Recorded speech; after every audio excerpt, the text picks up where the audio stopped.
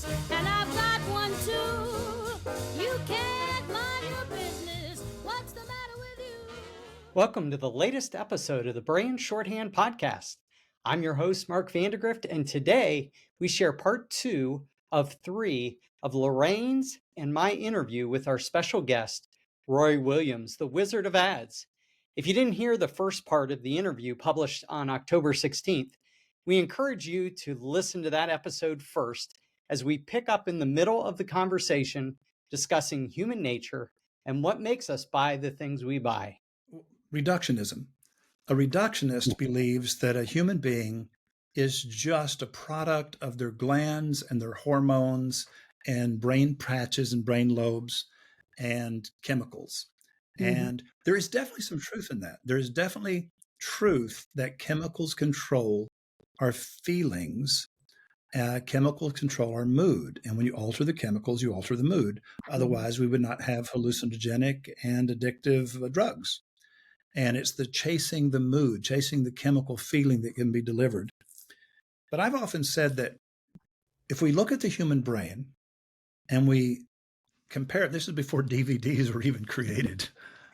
If we think of the human brain as a VHS tape, and I said, now your life is a movie, but your brain is just the VHS tape that carries the movie from place to place. The VHS tape is not the movie. The movie is much bigger and much more beautiful than this little plastic black cartridge with this little tape spooled up in it. That's just a tape and a black cartridge, but the movie that is encoded on that is this amazing, beautiful, magnificent, spellbinding thing. I said, your life is the movie. And I said, if the tape is damaged, if your brain is impaired, then it makes the movie more difficult to experience. And I said, so if you mess up the tape, you mess up the movie in this life. But the movie exists even if the tape is destroyed. The movie continues to exist. It's still there. And so I'm not a reductionist. And I think reductionists have got it backwards. I believe that we do have a meat body that carries our spiritual being from place to place. I know you'll both understand this, but somebody smarter than me said years ago, we're not humans having a temporary spiritual experience. We're spiritual beings having a temporary human experience. Nice. And I happen to believe that. Well, it's interesting. Lorraine and I were in an airport one time reading was it the 150th anniversary of Atlantic Monthly? And there was a comment in there that at that time, the vocabulary of the average American was 25,000 words. And as of the time of that reading, the average was 3,000. Yeah. And that was only maybe 20 years ago. Do you think that's a factor of us losing connectivity to this idea of the way the mind works? What do you think is a great factor around that? Well, actually, I wrote about it. If you look at the Monday Morning Memo this week, I wrote about the underdog phenomenon. And I talk about how, I forget who it was that wrote, today people will only learn the things, the minimum amount of stuff that will make them more successful. And they don't have any interest in becoming a more well-read or informed citizen. They don't want to be culturally literate. They don't want to be informed. They just want to learn the life hacks that will bring them fame and money. And so when you reduce your scope of life to fame and money, then you live in a very small world and you know fewer words, because so many words don't have anything to do with fame or money. Right. They have to do with depth of understanding and relationship and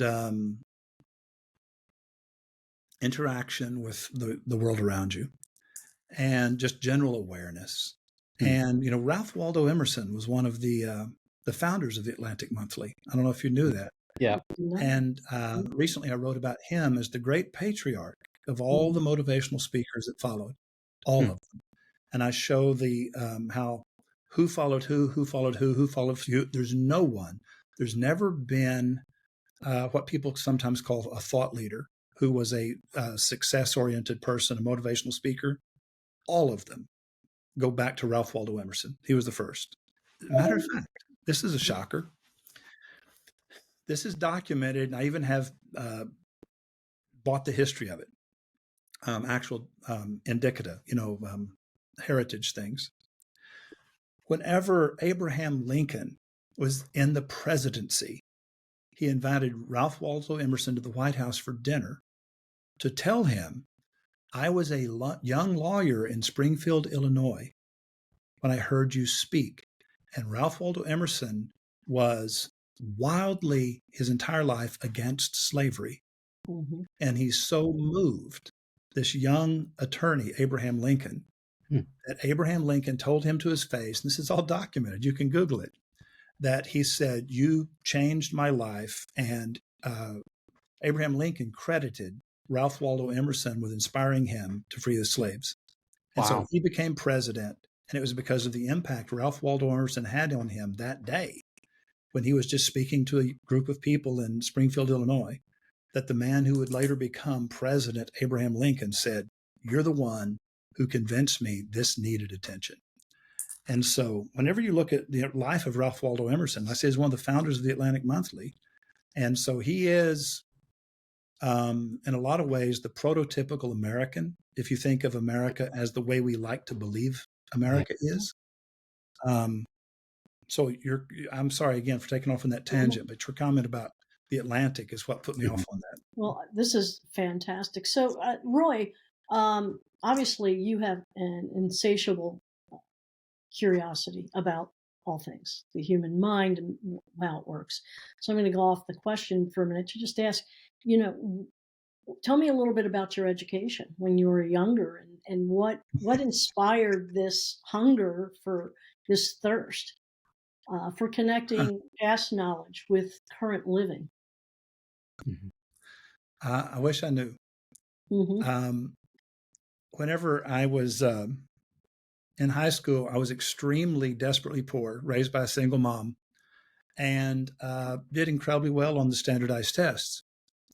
And so I had a free ride to any college I wanted to go to, and they would pay for everything. I could go to college for free, and just everything's paid for. And because you're really poor and smarter than average, back in those days, it was easy to get a free ride.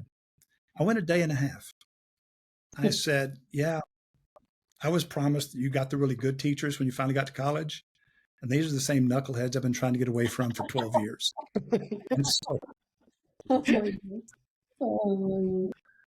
so I dropped out after a day and a half, and I read a lot.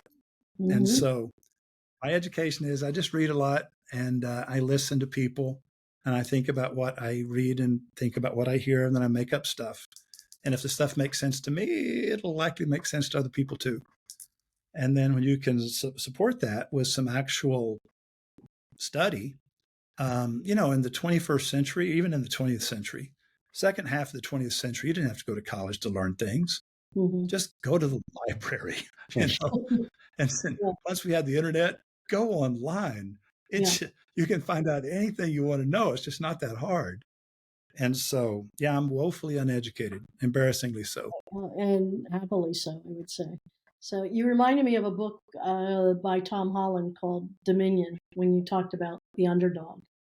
Because that book, which is really quite beautiful, my son gave that to me, traces how much Christianity has influenced our operating systems and what we think and our values. And without even knowing, you don't have to be a Christian, in other words, to go to church and worship to understand that we love the underdog. Movies like Rocky, right, take us because we have this concept. And before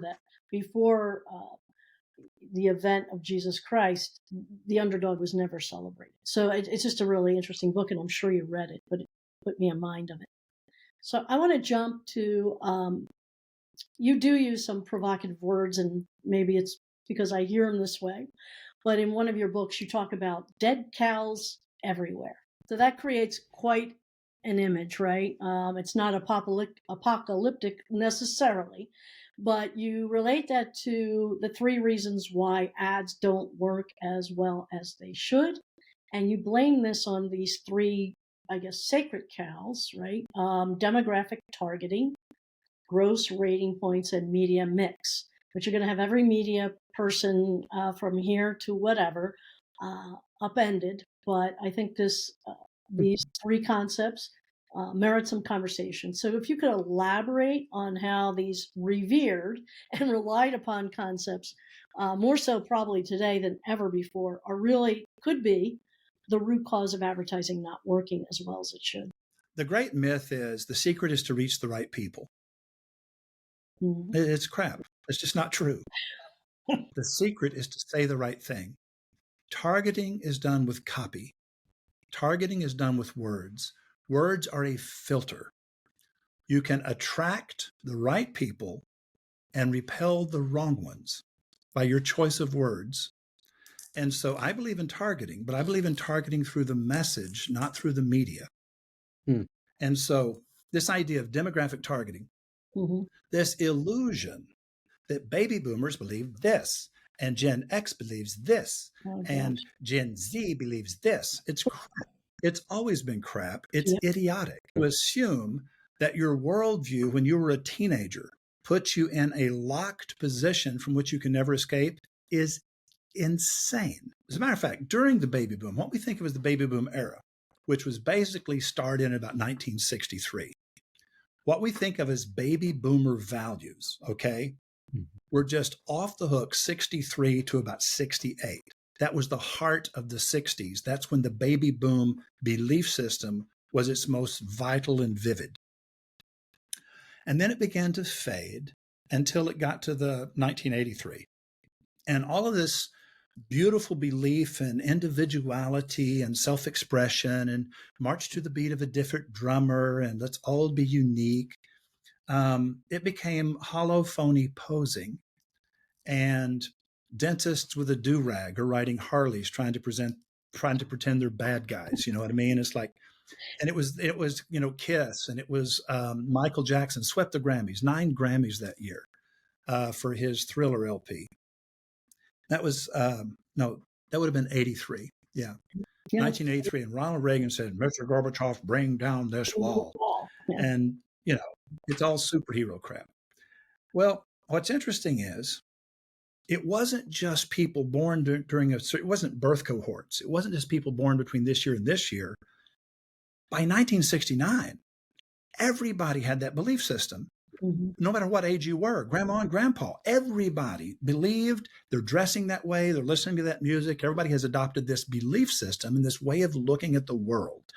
And so when you start talking about the baby boom generation, you're not talking about people born between a certain year and another year. You're talking about everyone who was alive during that window of time was part of that generation. It's not birth cohorts, it's life cohorts. Yeah.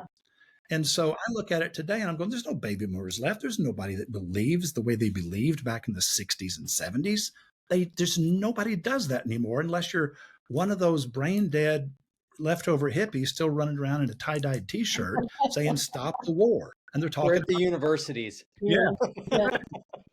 And so my point is, demographic targeting is too often based on the belief that people of a certain age have a certain income and believe certain things. It just isn't true. It's never been true. And the reality is, this idea of demographic targeting all comes from the illusion that all advertising is priced the same. So if I can reach exactly the person I'm looking for, why wouldn't I? Well, all right.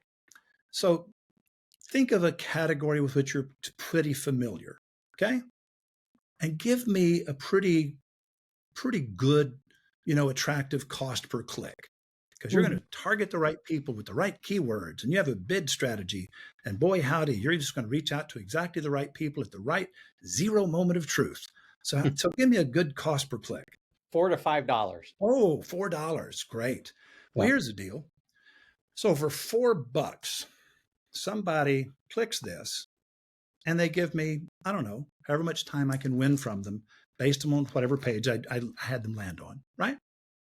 Okay. Well, I don't want to just reach that person. I want to reach all their influencers.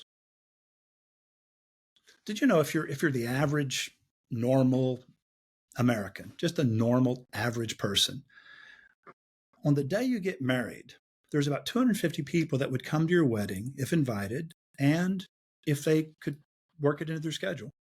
And the day you die, there's about 250 people that would come to your funeral if invited and if they could figure out how to get there. It's not the same 250 people. Mm-mm. It's a rolling number. Some people fall out of that number and new people are added to that number. That's called your realm of association. And your realm of association, if you're average and normal, is about 250 people. Extremely well-connected people can have as many as 400 people, but no more, in their realm of association. Now, wait a minute. Decisions are never made in a vacuum, ever. This idea of reaching, quote, the decision maker is crap. It's an idiot idea. It's never been true. If you do any research at all, you'll find out that we're wildly influenced by the people around us. And so if I reach 10% of the town in which you live, Canton, Ohio, is it? Correct.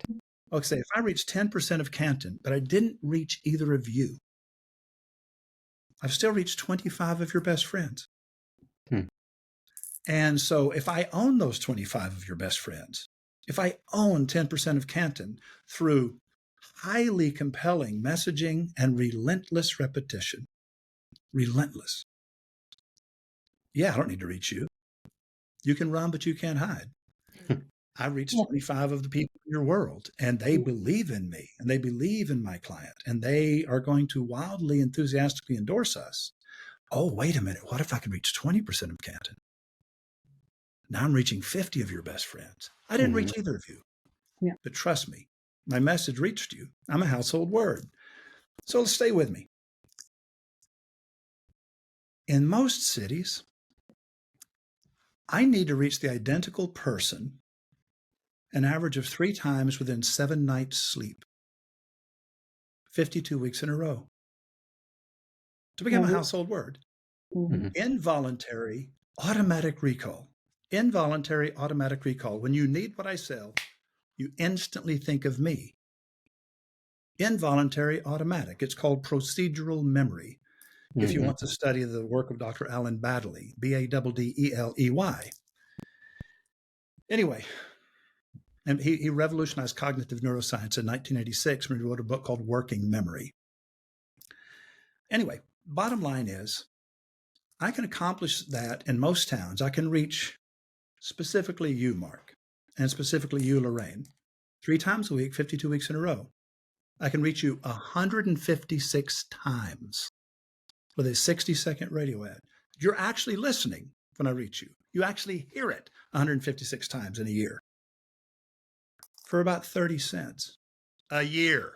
Now, wait a minute. I'm reaching you for a quarter of a penny with a 60-second radio ad. And even if you're not hearing it, I become a household word. Involuntary automatic recall of my name when you need what I sell. I've been doing that for 40 years. It works on TV. It works on radio. Now, here's what else is interesting. A quarter of a penny compared to $4. Do we need to keep talking about this? Yeah. This illusion that targeting costs the same amount of money as not targeting. And by the way, with $4 worth of people, I'm reaching 1,000 people. 1,000 people 60,000 for the price of one click. Now, wait a minute. Do you have any idea how many of those 1,000 are precisely the freaking target you were looking for your $4? I can reach probably 50 of those people and get the other 950 for free. And so I'm going, so please, this illusion that targeting and not targeting costs the same amount of money. Yeah, if it all costs the same, I would target. Yeah. Have you looked at the work of Les Binet and Peter Field? No. Okay. Go on Google, just type in Les Binet, the short of it. It's a little 7-minute video, the short of it, by Les Binet. Binet is Binet. And basically, these guys spent like 10 years monitoring 1,500 businesses. And they're data scientists. And their only goal was cause and effect in advertising. What did you do and how did it work? And they tracked these people for a decade. And they came up with some absolutely stunningly, just irrefutable insights based on huge data. And when they published it, one of them was that whether it was through D2D, which, as you know, is cloud-based, basically AI helpers looking at how to process complex data. Okay, so D2D did it with online stuff, and then Nielsen did it, of course, with television and radio broadcasting. Totally different studies, totally different. One of them was all digital online, and the other one was all broadcast. And you know what both of them concluded independently of each other? This is recently. Targeting works about 10% better than not targeting. So if you can target your customer for less than 10% more money, so if it costs only 10% more to target than not target, it's worth doing. But if it costs more than 10%, forget it. You're better off not targeting.